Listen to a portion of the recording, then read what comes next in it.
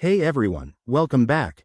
If you've ever had a check burning a hole in your pocket but didn't want to deal with long bank lines, PayPal is your new best friend.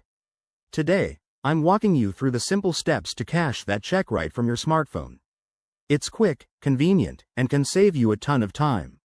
Let's dive in. First off, make sure you have a PayPal account set up and the app installed on your phone.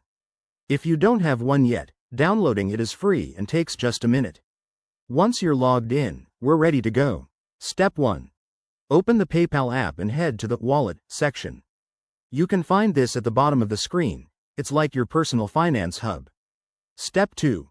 Look for the Deposit a Check option. It might be under Money or Add Money, depending on your app version. Tap on that to get started. Step 3. Before you proceed, endorse your check by signing the back. This is super important to make sure everything goes smoothly. Step 4. The app will guide you to take clear photos of your check. Use a well-lit area, snap a photo of the front first, then the back. PayPal's app is pretty smart and will check if the images are clear enough. Step 5. Review the details on the screen, like the amount and your account info. If everything looks good, hit Submit.